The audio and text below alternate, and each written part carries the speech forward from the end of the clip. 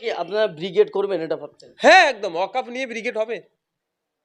ওয়াকফ নিয়ে ব্রিগেড হবে, সেই ব্রিগেডটা বৈচিত্র্যপূর্ণ ব্রিগেড হবে। ব্রিগেডের থেকে নওশাদ সিদ্দিকী শুধু আওয়াজ তুলে, আমাদের বড় ভাইজানের নির্দেশে আমরা অনেকটা এগিয়ে গিয়েছি। সমাজের বিভিন্ন স্তরের যে সমস্ত সামাজিক সংগঠনগুলো আছে, অনেক রাজনৈতিক দল আছে যারা পজিটিভভাবে চলছে, তাদেরকে ডাকছি, ডেকে আলোচনা করছি। আমরা খুব তাড়াতাড়ি একটা স্টেট লেভেল কনভেনশন ডাকবো। ব্রিগেডে আমরা কিভাবে সর্বধর্মের মানুষকে, সর্বস্তরের মানুষকে, সর্বজাতির মানুষকে, সর্ববর্ণের মানুষকে ওই নিয়ে একটা যে বৈচিত্র্যপূর্ণ একটা ব্রিগেড হবে ওয়াকফের বিরুদ্ধে, তার দিকে আমরা এগিয়ে যাচ্ছি। আমরা বিভিন্ন জায়গায় 30 তারিখে আছে, 2 তারিখ 3 তারিখ পরস্পর হয়ে যাচ্ছে আমাদের বিভিন্ন জায়গাতে। আমরা ওয়াকফ নিয়ে আমরা এই যে কেন্দ্র সরকার নিয়ে আসা এই সংশোধনীর মাধ্যমে যে মুসলিম সম্প্রদায়ের অফকৃত জায়গাকে কিভাবে কেড়ে নিতে চাইছে, এর বিরুদ্ধে আমরা লাগাতার মাঠে ময়দানে শান্তিপূর্ণ আন্দোলন করে যাচ্ছি এবং 5 তারিখে কোর্টের ডেট আছে। তো ব্যাপারটা হচ্ছে বন্ধ হয়ে গেছে এটা নয়। হ্যাঁ, যে ব্রিগেডে আসার যে উন্মাদনা মানুষের মধ্যে এসেছিল যে আসতে হবে, সেটা কিছুটা হলে ধাক্কা খেয়েছে। তবে একটা কথা বলি, এই যে ধাক্কা খেয়েছে মানে আমরা বসে থাকছি না। আমরা অলরেডি কাজ শুরু করেছি, চলছে আমাদের কাজ। আমাদের বড় ভাইজানের নির্দেশে আমরা অনেকটা এগিয়ে গিয়েছি। সমাজের বিভিন্ন স্তরের যে সমস্ত সামাজিক সংগঠনগুলো আছে, অনেক রাজনৈতিক দল আছে যারা পজিটিভভাবে চলছে, তাদেরকে ডাকছি, ডেকে আলোচনা করছি। আমরা খুব তাড়াতাড়ি একটা স্টেট লেভেল কনভেনশন ডাকবো, যে কনভেনশনে শুধুমাত্র মুসলিম সম্প্রদায়ের মানুষজন থাকবেন না, রাজনৈতিক দলগুলো থাকবে, যারা এই ওয়াকফ সংশোধনী আইনের বিরোধিতা করছেন সেই সমস্ত রাজনৈতিক দলগুলো থাকবে, সামাজিক সংগঠন থাকবে, সেই সামাজিক সংগঠনগুলো যারা এই সংশোধনী আইনের বিরোধিতা করছে।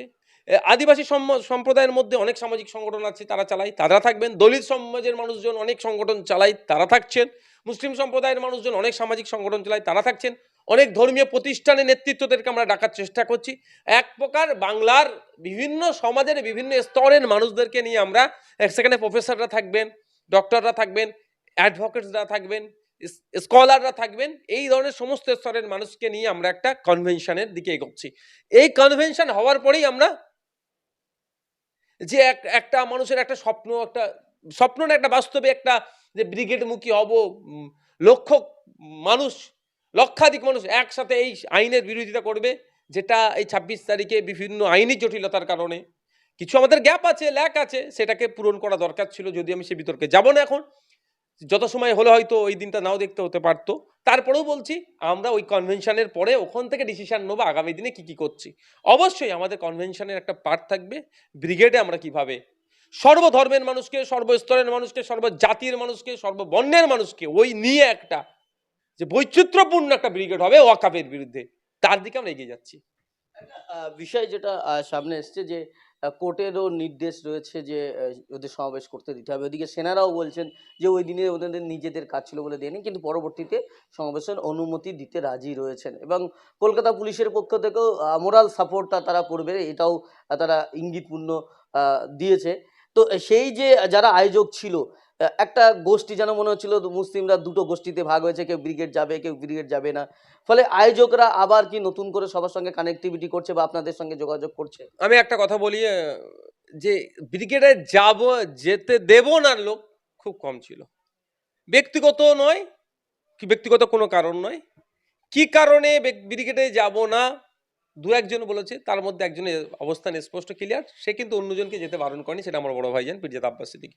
আর আমি আমার অবস্থানটা ক্লিয়ার করে দিয়েছিলাম। এখন যেটা বলছেন যে যারা আয়োজক ছিল, আয়োজক অফিসিয়ালি আমরা যত শুনতে পাচ্ছি অল ইন্ডিয়া মুসলিম পার্সোনাল ল বোর্ড।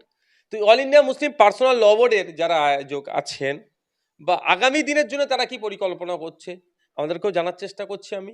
তারাও নিশ্চিতভাবে প্রত্যেককে নিয়ে করবে। তবে আমি আবারও বলে রাখি, আমরা একটা তাদেরকে সবারকে ডাকছি, বাংলার সমস্ত স্তরের মানুষজনদেরকে ডেকে একটা আমরা কনভেনশনের দিকে এগোচ্ছি।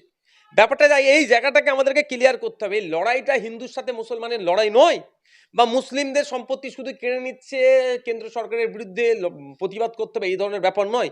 সংবিধানের বিভিন্ন আর্টিকেলের উপর আঘাত দিচ্ছে, যুক্তরাষ্ট্র পরিকাঠামোকে আঘাত দিচ্ছে, সংবিধানের মাধ্যমে যে মৌলিক অধিকার পাওয়া হচ্ছে সেটাকে আঘাত দিচ্ছে।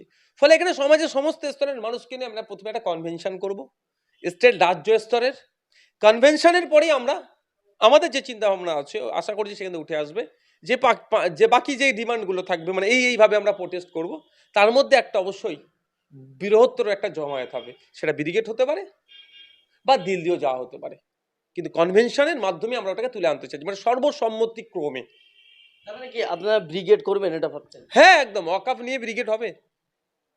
ওয়াকাফ নিয়ে ব্রিগেড হবে, সেই ব্রিগেডটা বৈচিত্র্যপূর্ণ ব্রিগেড হবে। ব্রিগেডের থেকে নওশাদ সিদ্দিকী শুধু আওয়াজ তুলবে না, ওখান থেকে হিন্দু সমাজের মানুষ একটা ওয়াকাফ সম্পত্তি নিয়ে আওয়াজ তুলবে, সংবিধান রক্ষার জন্য আওয়াজ তুলবে।